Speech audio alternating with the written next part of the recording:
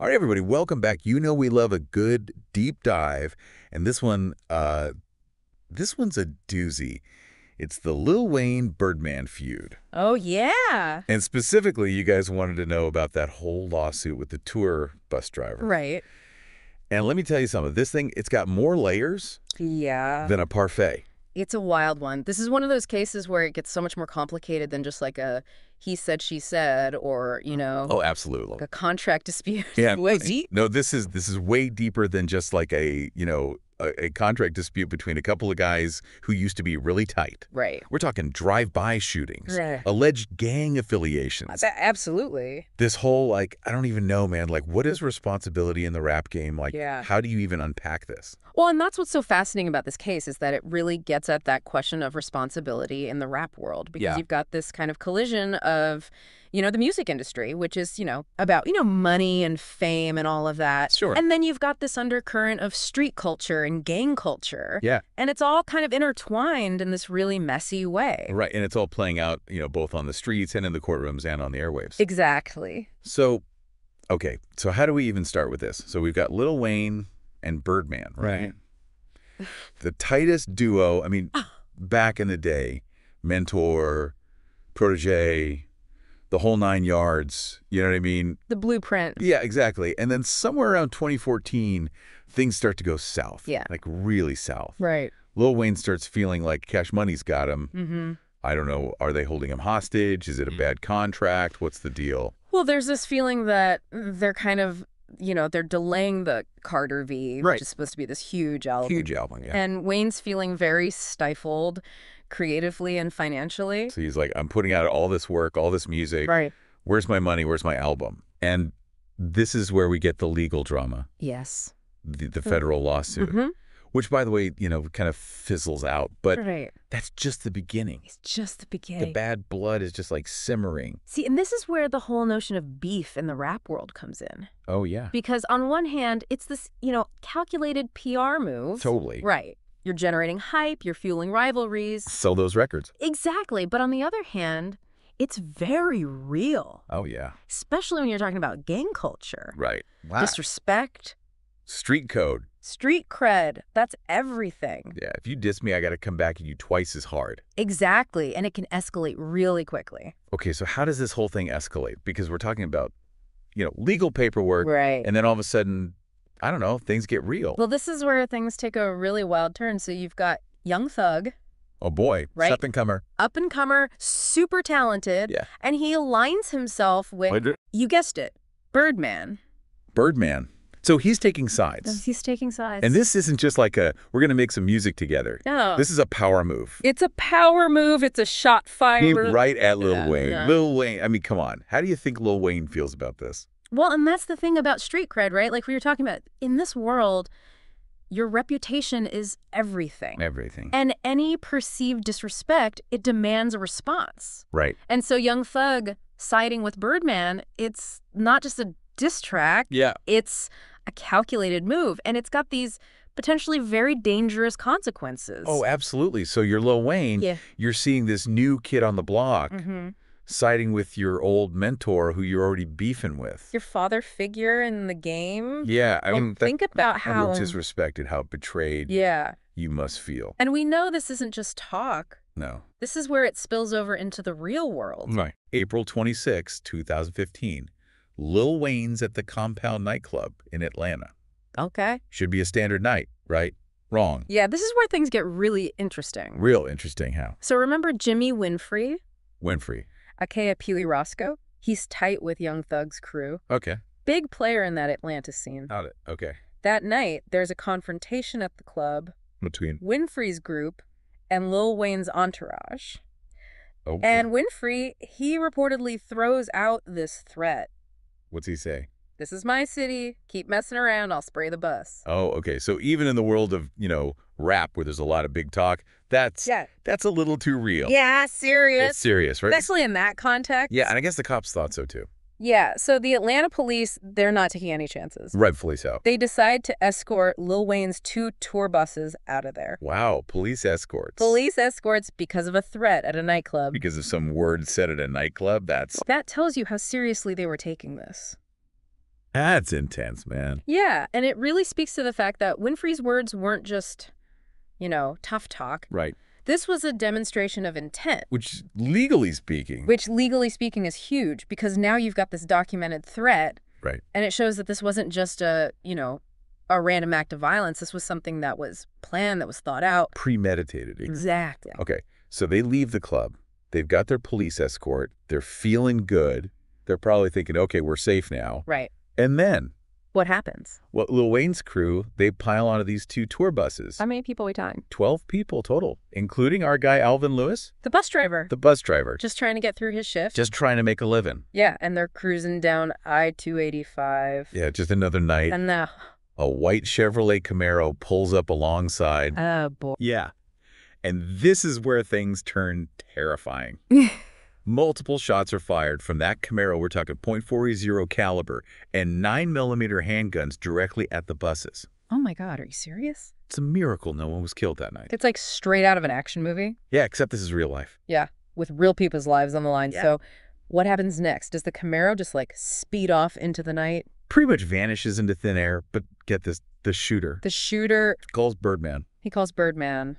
Multiple times. Right after the shooting. Immediately after. Okay, so hold on. Was he like, hey, man, mission accomplished? Or was this just like a checking in kind of thing? Like, what were these phone calls about? That's the million-dollar question, isn't it? Were these calls about, orchestrating a hit or just, like you said, touching base after a job well done? Right, because, it's not a crime to make a phone call. Exactly. But the timing of it is. The timing is incredibly suspicious. It's super shady. And this is where those legal lines get blurry, Because it's like circumstantial evidence. Exactly. So did the cops ever figure out, who was driving that Camaro?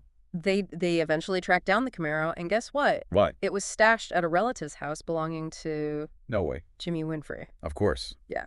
Okay, so they find the car, they find Winfrey. What about the guns? They recover the guns, too. Oh. And hit Winfrey with a slew of charges. Like what? Aggravated assault, terroristic threats, Wow. even RICO violations. RICO now, those are some serious charges. Yeah, RICO's a whole other level. Okay, so we're talking about racketeering. Organized crime. This isn't just some random act of violence anymore. Exactly, and this is where that whole thing we were talking about with gang culture and street cred comes back into play. Okay, I see what you're saying. Those RICO charges suggest a pattern of criminal activity. Right, so it's not just Winfrey acting alone. It points to a larger organization, potentially a gang. So how much time did Winfrey end up serving? He was sentenced to 10 years. 10 years? That's no joke. No, it's not. So where does Alvin Lewis fit into all of this? He was the bus driver that night. Right, so Lewis, he decides to take matters into his own hands. What does he do? He files a lawsuit. Against? Not just against Winfrey.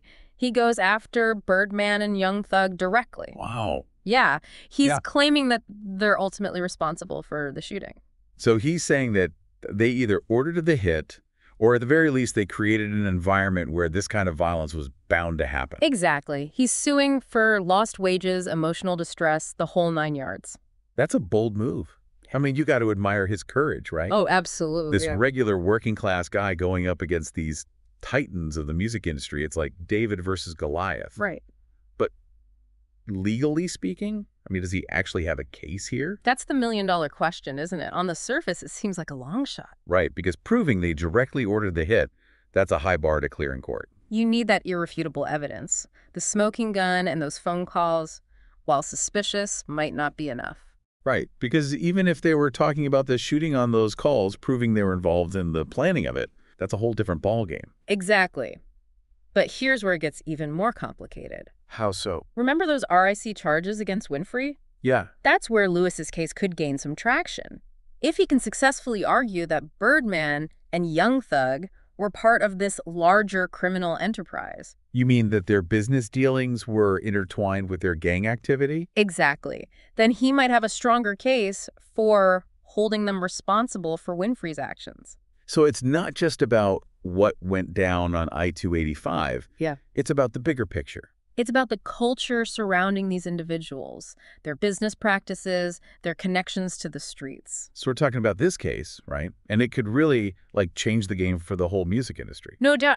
If Alvin Lewis wins, we're talking about a huge shift. Like what? Give me an example. Well, you could see record labels, right? Mm-hmm. Suddenly, they're going to be way more cautious about who they sign. Oh, interesting. Especially artists with a history of, violence, yeah, or any ties to gangs, it's going to be a liability. A huge liability. And we're not just talking about who they sign. Right.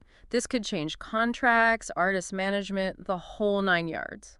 So you're saying that record labels could be held responsible Potentially, yeah. for what their artists do. Especially if those artists are involved in criminal activities, it's a lot of responsibility. That's a heavy load to lay on, like a record label, right? It is, and that's why this case is so fascinating, because it raises these really complex questions about where do you draw the line? Right, like where does the music end and the real world begin? Exactly, and what happens if it goes the other way?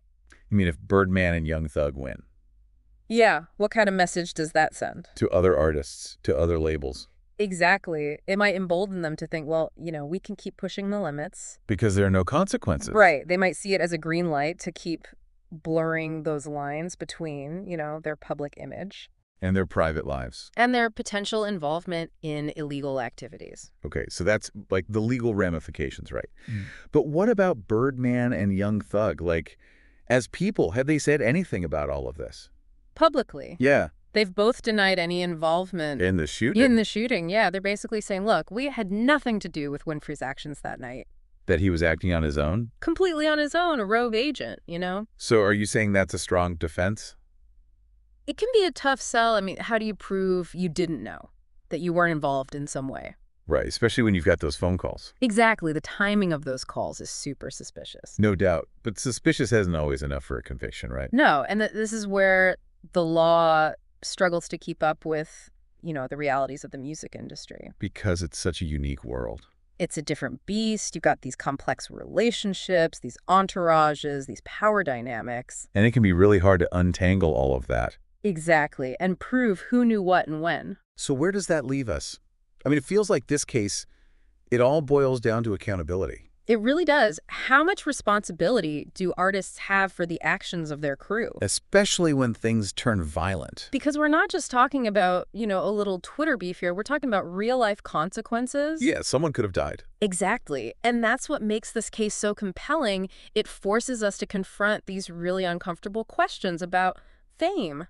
About influence. About responsibility, about the culture we create, and the price some people pay. Man, it's a lot to think about. It is. And the crazy thing is, this isn't just happening in the music industry. I see this in Hollywood. In politics. Anywhere there's power, there's going to be these questions about responsibility and accountability. Well, you've given us a lot to chew on, that's for sure. I hope so. We've unpacked the legal battle, the potential outcomes, the ethical dilemmas.